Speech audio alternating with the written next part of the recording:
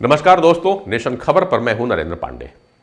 आपके साथ एक ऐसे मुद्दे पे बात करने जा रहा हूं जो सीधे हमारे लोकतंत्र से जुड़ा हुआ है। मेरा सवाल यह है कि देश की संसद में नेताओं की भाषा और व्यवहार आखिर किस दिशा में जा रही है। हाल के ही कुछ दिनों में जो संसद की बैठकें हुई, जो कार्रवाई हुई, उसके अंदर में राहुल गांधी और बीजेपी के जो सांसद हैं निशिकांत दुबे, इनके बयान को देख लीजिए, चर्चा में चल रहे हैं। इसके अलावा बात करें तो प्रधानमंत्री नरेंद्र मोदी और पूर्व प्रधानमंत्रियों के खिलाफ जो भी तीखी प्रतिक्रियाएं और भाषा का जो इस्तेमाल संसद के अंदर में किया गया, उसे भी जायज नहीं ठहराया जा सकता। कई बार ऐसा भी हुआ है कि नेताओं को बोलने ही नहीं दिया गया। विपक्ष के नेता कई बार ये आरोप लगा चुके हैं। इन्हीं बातों को आज समझेंगे कि यह राजनीति और लोकतंत्र के लिए क्या खतरे की घंटी नहीं है। दोस्तों, संसद सिर्फ नेताओं की बहस का मंच नहीं होता है। यह देश की जनता की आवाज है, जहां हम अपने प्रतिनिधियों को इसलिए चुनते हैं कि वे दिल्ली जाएं, संसद में बैठे और हमारी समस्याएं उठाएं और उनका समाधान निकालें। लेकिन जब संसद में बहस की जगह शोर होने लगे तो सबसे ज्यादा नुकसान तो हम जनता का ही होता है। अब पिछले कुछ वर्षों से अगर संसद के अंदर और बाहर कांग्रेस के नेता राहुल गांधी की जो शैली है बोलने की, उसे आप देखें तो बदल चुकी है।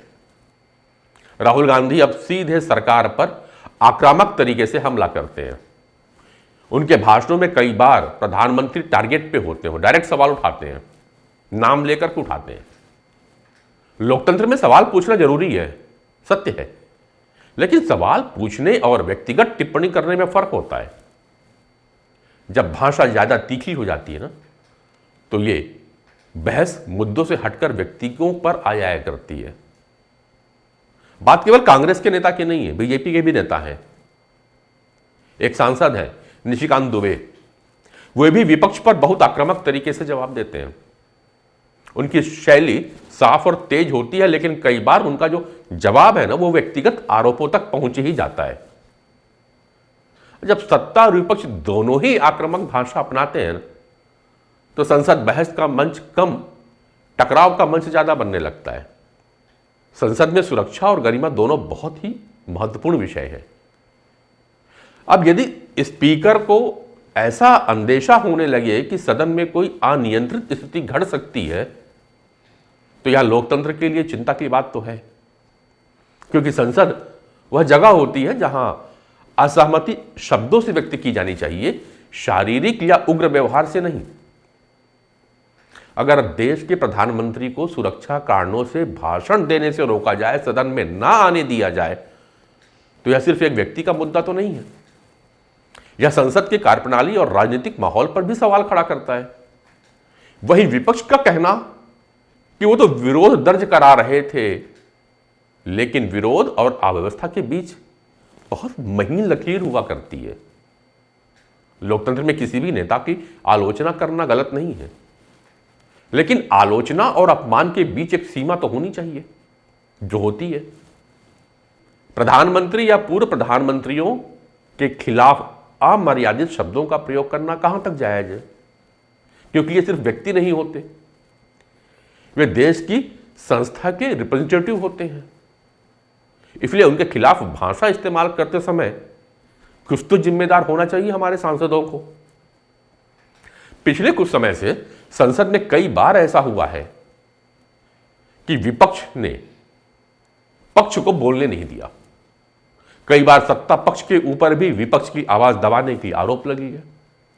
दोस्तों, लोकतंत्र में सबसे जरूरी जो चीज है ना, वो संवाद होती है। अगर ये नेता एक दूसरे को सुनेंगे ही नहीं तो जनता की आवाज कौन सुनेगा। और ये जो घटनाएं घटी हैं अभी संसद के अंदर में, वो बतलाती हैं कि आज राजनीति में भरोसा और संवाद दोनों कम होता जा रहा है।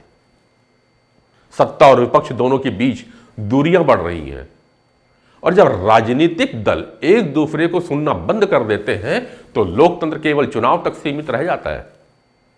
आज राजनीति सिर्फ संसद तक सीमित नहीं है। नेताओं के बयान सोशल मीडिया और टीवी के लिए भी दिए जाते हैं। इसी वजह से कई बार नेता कुछ ज्यादा ही आक्रामक हो जाते हैं। कुछ ऐसी भाषा का भी इस्तेमाल कर लेते हैं जो उनकी गरिमा में नहीं होती, मगर केवल दुनिया जो है ना वायरल की है, टीआरपी, और टीआरपी के लिए नेता कुछ भी बोल जाते हैं। लेकिन इससे लोकतंत्र की गुणवत्ता तो कमजोर होती है। जब नेता एक दूसरे के लिए अपमानजनक भाषा इस्तेमाल करते हैं तो समाज में भी वैसा ही व्यवहार पनपने लगता है। आम जनता भी वही भाषा सीखने लगती है। राजनीतिक भाषा धीरे धीरे सामाजिक भाषा में बदल जाती है और इसका असर देश के माहौल पर पड़ता है। सत्ता और विपक्ष दोनों को बहस पर ध्यान देना चाहिए, बहसबाजी पे नहीं। और ये जवाबदारी केवल सत्ता पक्ष और विपक्ष की नहीं है, ना राजनीतिक दलों की है। ये जिम्मेदारी हम मीडिया वालों की भी है। टीवी चैनल पे भी अब बहस जो कराई जाती है उसमें कई बार देखने को मिलता है कि अमर्यादित शब्दों का प्रयोग जो वहां पे नुमाइंदे आते हैं उनके थ्रू किया जाता है। कई बार तो हाथापाई की भी केसेस वहां भी देखने को मिले हैं। तो नेताओं को भी और मीडिया कर्मियों को भी यह याद रखना चाहिए कि वे सिर्फ पार्टी या संस्था नहीं है। देश उनको देखता है, उनको फॉलो करता है। लोकतंत्र बहस से मजबूत होता है, यह सच है, मगर यह भी उतना सत्य है कि शोर से कोई चीज सार्थक नहीं होती। अगर संसद में संवाद खत्म हो जाएगा तो लोकतंत्र तो कमजोर होगा ही होगा। अब ये जिम्मेदारी नेताओं की है, पत्रकारों की है और हम जनता की भी है कि हम राजनीति में भाषा और व्यवहार की मर्यादा बना के रखें।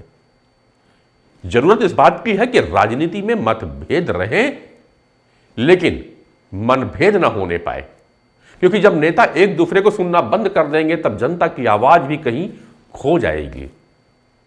आप क्या सोचते हैं?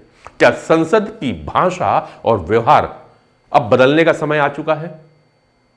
राय जरूर दीजिएगा। फिर मिलूंगा किसी ऐसे ही गंभीर मुद्दों के साथ। नमस्कार, आप देखते रहिए नेशन खबर सच के साथ।